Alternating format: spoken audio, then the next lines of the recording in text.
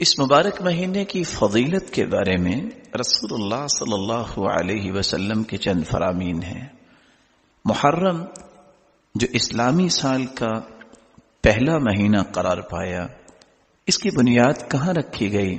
مسلمانوں نے رسول اللہ صلی اللہ علیہ وسلم کی ہجرت کو بنیاد قرار دیا۔ 17 ہجری میں سیدنا ابو موسیٰ اشعری رضی اللہ تعالی عنہ کی توجہ دلانے پر سیدنا عمر فاروق رضی اللہ تعالی عنہ نے صحابہ کرام کے مشورے سے اور خصوصاً سیدنا عثمان اور سیدنا علی رضی اللہ تعالی عنہ ان کے مشوروں کے ساتھ رسول اللہ صلی اللہ علیہ وسلم کے واقع ہجرت کو اسلامی سال کی ابتدا قرار دیا۔ چونکہ مدینہ منورہ کی طرف رسول اللہ صلی اللہ علیہ وسلم کی ہجرت کا آغاز ماہ ذو الحجہ کے آخر میں ہوا تھا، اس کے بعد جو چاند نئے مہینے کا طلوع ہوا وہ محرم کا چاند تھا۔ اسی لیے اسلامی سال کا آغاز اس کے لیے ماہ محرم کو پہلا مہینہ قرار دیا گیا۔ دوسری فضیلت اس کی یہ ہے، یہ حرمت والا مہینہ ہے۔ رسول اللہ صلی اللہ علیہ وسلم کا فرمان معظم ہے، السنہ 12 شہرا، سال کے 12 مہینے ہیں، منہا 4 حرم، ان میں 4 مہینے حرمت والے ہیں، 3 متوالیات، 3 مہینے پے در پے آنے والے ہیں، ذو القعدہ وذو الحجہ والمحرم، وہ 3 مہینے ذو القعدہ ذو الحجہ اور محرم ہیں، ورجب مضر الذي بین جمادى وشعبان، اور چوتھا حرمت والا مہینہ رجب کا مہینہ ہے جو جمادہ الثانیہ اور شعبان کے درمیان ہے۔ اس کی تیسری فضیلت، رسول اللہ صلی اللہ علیہ وسلم کا یہ پسندیدہ مہینہ تھا۔ کس اعتبار سے؟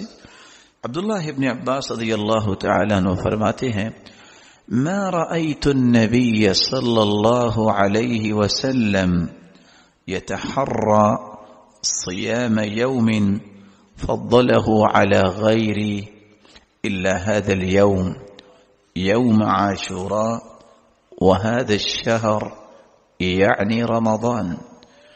سیدنا عبداللہ ابن عباس رضی اللہ تعالیٰ عنہ فرماتے ہیں، میں نے رمضان المبارک کے علاوہ سوائے محرم کے روزے اور خصوصاً یوم عاشوراء کا روزہ، 10 محرم کے روزے کا جو اہتمام رسول اللہ صلی اللہ علیہ وسلم کو کرتے دیکھا، کسی اور روزے کا اہتمام کرتے نہیں دیکھا۔ تو رسول اللہ صلی اللہ علیہ وسلم 10 محرم کا روزہ رکھا کرتے تھے۔ جب آپ کی تشریف آوری مدینہ میں ہوئی تو یہودی روزہ رکھتے تھے۔ آپ نے پوچھا کہ آپ 10 محرم کا روزہ کیوں رکھتے ہیں؟ تو یہودیوں نے جواب دیا کہ اس دن اللہ تعالیٰ نے موسیٰ علیہ السلام کو اور اس کی قوم کو فرعون کے ظلم اور زیادتی سے نجات دی تھی، اور فرعون کو نیست و نابود کر دیا، غرق کر دیا۔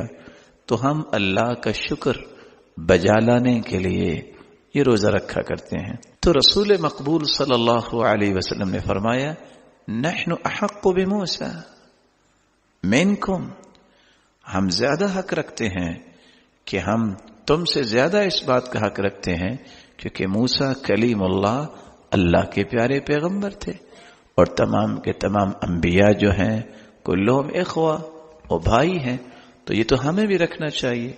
تو رسول اللہ صلی اللہ علیہ وسلم نے یہ روزہ رکھا اور مسلمانوں کو روزہ رکھنے کا حکم دیا، اور پھر فرمایا، ان عشت الی قابل لأصومن التاسع، اگر میں آئندہ سال تک زندہ رہا تو میں 9 کا بھی روزہ رکھوں گا، 9 اور 10، تاکہ یہودیوں کی مخالفت ہو سکے۔ چوتھی فضیلت یہ ہے، رسول اللہ صلی اللہ علیہ وسلم نے رمضان کے بعد روزے کے اعتبار سے سب سے افضل مہینہ قرار دیا تو محرم الحرام کو قرار دیا۔ ابو ہریرہ رضی اللہ تعالی عنہ سے مروی ہے اور صحیح مسلم کی 1982 نمبر حدیث ہے، رسول اللہ صلی اللہ علیہ وسلم کا فرمان ہے، افضل الصیام بعد رمضان شہر اللہ الذي تدعونه المحرم۔ رمضان کے بعد سب سے افضل روزے اس مہینے کے ہیں جس کو تم محرم کہتے ہو، شہر اللہ جو اللہ کا مہینہ ہے اور تم اس کو محرم بولتے ہو۔ پانچویں فضیلت، یہ مبارک مہینہ گناہوں کی معافی کا مہینہ قرار دیا گیا۔ اس اعتبار سے سیدنا عبداللہ ابن عباس کی روایت جو صحیح مسلم میں 1162 نمبر پہ ہے، رسول اللہ صلی اللہ علیہ وسلم نے فرمایا، احتسب علی اللہ ان یکفر السنہ التي قبلہ، جو 10 محرم کا روزہ رکھتا ہے 1 سال کے گناہوں کو اللہ تعالی 1 روزے کی وجہ سے معاف فرما دیتے ہیں۔ اور دوسری روایت کے الفاظ ہیں، یہ روایت ابو قتادہ رضی اللہ تعالی عنہ سے ہے اور 1163 نمبر یہ روایت ہے۔ رسول اللہ صلی اللہ علیہ وسلم سے سوال کیا گیا، وسئل عن صوم یوم عاشوراء، 10 محرم کے متعلق، روزہ رکھنے کے متعلق سوال کیا گیا، فقال یکفر السنة الماضیہ، اس ایک دن کے روزہ رکھنے سے سابقہ گزرے ہوئے 1 سال کے گناہوں کو اللہ تعالی معاف فرما دیتے ہیں۔ اس کی چھٹی فضیلت، اس مہینے کو اللہ کا مہینہ کہا گیا، اللہ کی نزدیک یہ معزز مہینہ ہے۔ سیدنا ابو ہریرہ رضی اللہ تعالی عنہ روایت کرتے ہیں، رسول اللہ صلی اللہ علیہ وسلم نے فرمایا، 1982 نمبر صحیح مسلم کی روایت ہے، افضل الصیام بعد رمضان شہر اللہ الذي تدعونه المحرم۔ رمضان المبارک کے بعد سب سے افضل روزے اس اللہ کے مہینے کے روزے ہیں جس کو تم محرم کہتے ہو۔ 12 مہینوں میں کسی مہینے کے ساتھ رسول اللہ صلی اللہ علیہ وسلم نے شہر اللہ کا لفظ استعمال نہیں کیا۔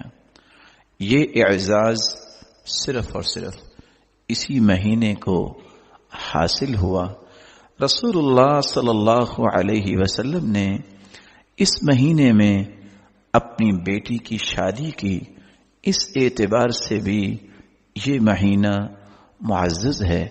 آپ صلی اللہ علیہ وسلم نے اپنی بیٹی ام کلثوم کا نکاح سیدنا عثمان رضی اللہ تعالی عنہ سے محرم 3 ہجری جون 624 میلادی میں اپنی بیٹی کا نکاح اسی مبارک مہینے میں کیا اور محرم کی 3 تاریخ کو کیا۔ اور اتفاق یہ ہے کہ اس وقت ہم بھی محرم کے مہینے میں ہیں۔ اللہ تعالی ہمیں ایمان کی حالت میں اس مہینے کی خیر و برکت حاصل کرنے کی توفیق عطا فرمائے۔